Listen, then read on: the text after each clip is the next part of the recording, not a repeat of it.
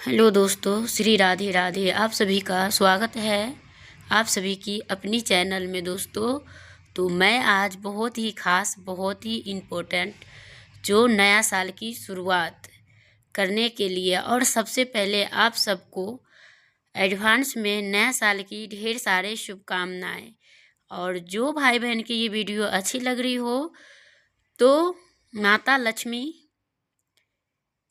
जी और विष्णु श्री हरि विष्णु जी के लिए एक कमेंट ज़रूर कर दीजिएगा। तो चलिए, नया साल की शुरुआत 2025 की कैसे करें, इनमें महत्वपूर्ण कार्य के साथ करें जिससे हमारे घर में सुख समृद्धि बनी रहे और ये दो गलतियां कभी ना करें नया साल पर और आपके घर में सुख समृद्धि आए।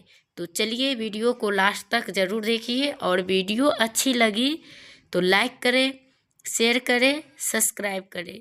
और वो कौन सा ऐसा 10 कार्य है जो हमें करनी है, तो आप ये सारे महत्वपूर्ण बातें ज़रूर जान लीजिएगा। और कहीं से भी आपको वीडियो अच्छी लगी तो एक लाइक और शेयर अवश्य में कर दीजिएगा और चैनल को सब्सक्राइब करेंगे तो नया साल के अच्छे अच्छे वीडियो आपको तुरंत नोटिफिकेशन आपके पास जाएंगे, तो आप सबसे पहले वीडियो देखेंगे।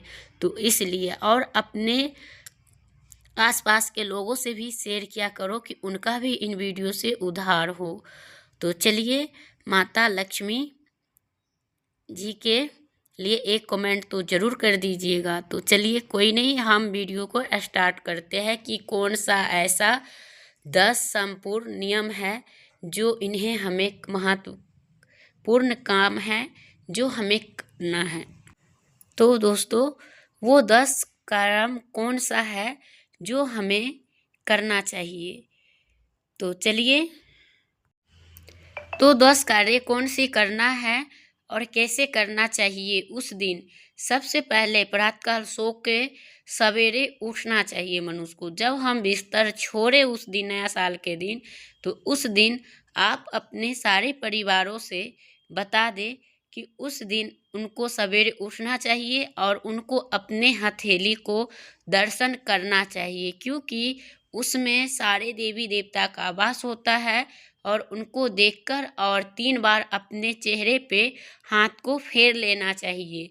अगर आपको मंत्र आते हैं तो वो जाप कर ले, अगर नहीं आ रहे हैं तो आप माता लक्ष्मी के भी नाम से या जो आपका इष्ट है, जो जिनको आप ज़्यादा प्रेम करते तो सभी को है, लेकिन एक जो होता है उनको सबसे ज़्यादा किया जाता है। जैसे कि हमारे घर में परिवार में बहुत सारे लोग रहते हैं, लेकिन हाँ, सब कुछ एक ही आदमी के रहता है। जैसे कि आदमी के उनकी पत्नी और उसा औरत को उनका पति, तो इसी तरह से हर एक इंसान का अपना कुल देवता, अपना इष्ट होता है और उन्हीं को समर्पण करना चाहिए। तो ये है। और उनके बाद आप अपने मुख्य द्वार पे गंगा जल और जल मिश्रित करके उनको छिड़क दे और उनके बाद आप स्नान करें। स्नान करने के बाद घर को बिल्कुल बढ़िया से व्यवस्थित कर ले एक आध दिन पहले ही। और नया साल दिन झाड़ू पोछा करने के बाद आपको सीधा नहाना और उनके बाद ही रसोई में जाना चाहिए नया साल के दिन। और स्नान करने के बाद आप अपने मंदिर में पूजा पाठ करें। फिर अगर आपके आसपास मंदिर है तो उनमें उस दिन जरूर जाना चाहिए। चाहे अगर सुबह के टाइम आप नहीं जा पाओ, हर दिन में कोई न कोई टाइम, एक टाइम जरूर दर्शन करवा के लाना चाहिए। तो वो हो गया। और उनके बाद आपको उस दिन अगर खाना बना रहे हैं तो उन खानों में जो है आपको सबसे पहले खाना की शुरुआत करनी है वो है मीठा। जैसे कि बहुत सारे लोग आजकल, जैसे जो पैसे वाले हैं वो क्या करेंगे, वो तो मिठाई उठाई ले आते हैं, और जो हम आम आदमी बच जाते हैं उनके लिए क्या करना है, उनके लिए वही करना है। जैसे कि आप हलवा भी बना सकते हैं, आप पुए भी बना सकते हैं, आप जैसे गुलगुल्ले भी बना सकते हैं। तो कोई ऐसा चीज़ मीठा ज़रूर बनाएं। और बनाने के बाद आपका घर में जो देवी देवता है उनको सबसे पहले ले जाकर और उन्हीं को भोग लगाना चाहिए। फिर उनके बाद आप अपने पितृजनों के नाम से भी थोड़ा बहुत फेंक दे और उनको भी दे दे, और उसके बाद आप सब खुद ग्रहण किया करो। तो इससे क्या होता है, हमारे घर में सुख समृद्धि आती है और हमारे कुल देवता भी खुश होते हैं और हमारे पितृ लोग भी खुश होते हैं। अगर आपका पितृ सही है तो आपका कोई दोष कोई पाप नहीं लगता। अगर पितृ नाराज है, चाह के भी कितना भी कमा लो, कुछ भी कर लो, उससे आपका कुछ होने वाला नहीं है। क्यों? क्योंकि आपका पितृ अगर नाराज होता है तो कई तरह की बीमारी, कई तरह की परेशानियां देखने के लिए मिलता है। भले आप कितना भी पैसा उठा कर लाओ, देखने में तो आपको इतना ज़्यादा है, पर वो 1 से 3 दिन के अंदर वो ख़त्म हो जाता है। तो उसका मतलब क्या होता है कि उनके घर में सबसे बड़ी जो है वो है पितृदोष। तो ये बहुत सारे लोग, हम नहीं कहते हैं, ये शास्त्र में दिया गया है, तो उन्हीं के हिसाब से होता है। तो इन चीज़ों को ध्यान रखते हुए और आपको ऐसे कार्य से करने से करे और कोई ऐसे गलती नहीं करे तो बेहतर है। और उस दिन सूर्य देव को तो ज़रूर जल दे और 11 बार या 5 बार तो अवश्य में परिक्रमा लगाए।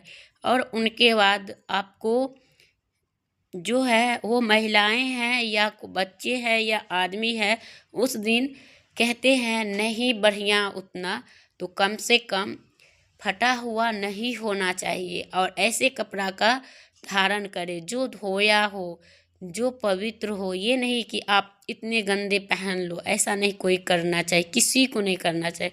वो ये नहीं कि हम इनको दिखा रहे, अरे हम उनको नहीं दिखा रहे हो, आप देवी देवता को रुष्ट कर रहे हो। तो अगर आज करोगे तो पूरे साल आपसे देवी देवता रुष्ट रहेंगे। भले चाहे कितना भी कमाओ, मगर खुशी कभी नहीं आप हो सकते। क्यों? क्योंकि आपने देवी देवता के नाराज करके आप खुशी नहीं रह सकते। तो यही होता है, जो भी काम में जाओगे, जो भी कार्य करोगे, वो असफल ही होगा। तो इससे अच्छा कि आप दिन की शुरुआत अच्छे तौर तरीके से करें। इन चीज़ों के लिए आप 30 से 31 तारीख के बीच में ही सोच ले उस दिन हमें क्या क्या करना चाहिए। और जो भी घर की बात, मन मुटाव, जो भी कोई अलग तरीके की कोई वातावरण हो आपकी घर में, तो वो बात उस नया साल पे नहीं लाना चाहिए और नहीं करना चाहिए। जो व्यक्ति इन बातों के बीच में घिसेट के लाते हैं और उस दिन बुरी तरह से लड़ाई करते हैं या करवाते हैं या किसी में जैसे कि एक दूसरे की चुगली करते हैं, तो उस दिन इन चीज़ों से भी बचना चाहिए। अगर आप सब चीज़ से बच गए, फिर फ़ोन पे भी किसी का चुगली भी अगर कर दिए, अगर उनकी कोई भी बुराइयाँ, तो वो उस दिन को से आपका दिन बुरा ही चलेगा पूरे साल। तो इसीलिए कहते हैं कि किसी के लिए उस दिन सकारात्मक सोचो और सकारात्मक पूरे साल रहो। अगर किसी के बारे में निगेटिव सोचते हो तो आपको निगेटिव ही होगा। तो इससे अच्छा सकारात्मक से सोच रखें और हमेशा जब तब उस दिन भगवान का स्मरण करें, उनका भजन कीर्तन करें, भाव करें, उनसे प्रेम करें। सबसे बड़ा धन वही होगा। जो ये पाप करने से नहीं हो सकता, वो पुण्य करने से होगा। और उस दिन हर एक सुहागिन महिलाओं को ये 2 कार्य जरूर करना चाहिए कि हाँ, 16 श्रृंगार हमेशा करनी चाहिए और उस दिन पीला सिंदूर भी लगाए और सिर भी धो ले चाहो तो, क्योंकि बुधवार के दिन है तो बहुत ही अच्छा दिन है। और उनके बाद आप अपने पैरों में महावर अवश्य में लगाए, क्योंकि महावर जो होती है, इनसे माता लक्ष्मी सबसे ज़्यादा प्रसन्न होती है। जो आपकी शादी वाला सिंदूरा हो तो उसमें से सिंदूर अवश्य में उस दिन लगाए, जो आपके घर में माता लक्ष्मी जी हमेशा हमेशा निवास करे। ये है। और इनके बाद आपको नया साल के दिन कौन ऐसा 2 कार्य नहीं करना चाहिए, ये 2 गलती नहीं करना चाहिए, तो वो कार्य कौन सा ऐसा है जो आपको नहीं करना चाहिए? तो आपका ऐसा कार्य है जो इनसे हर एक व्यक्ति, चाहे बड़ा हो या छोटा हो या बच्चा हो, बच्चा का भी है कि उनके मतलब जो माता पिता होते हैं उनको समझाना चाहिए कि हाँ उस दिन ये गलती ना करे। नहीं तो उस दिन तामसिक भोजन घर में बनाए, नहीं तो लहसुन प्याज खाए, क्योंकि ये सब भी तामसिक में ही जाता है। तो उन भोजन को मतलब इग्नोर करे उस दिन, और जो सात्विक भोजन होता है वही चीज़ का प्रयोग करे। उनके बाद अपने घर में खीर बनाए, पूरी बनाए, जो भी अनेक सब्जियां होते हैं वो बनाए, लेकिन शुद्धता के साथ बनाए। और उनके बाद कोई भी भिक्षुक या ब्राह्मण आ जाते हैं तो उनको, जैसे कि कितने आदमी डांट के फटकार के भगा देता है, तो ऐसे नहीं भगाना चाहिए। चाहे कोई भी पशु पक्षी, चाहे जो भी चीज़ आए, नहीं देना तो उठता ही नहीं, लेकिन देना चाहिए। और उस दिन आपको सबसे ज़्यादा जो चीज़ है वो है कि हम किसी से नया साल के दिन 1 रुपया का उधार नहीं लेना चाहिए। इन चीज़ से बचना चाहिए।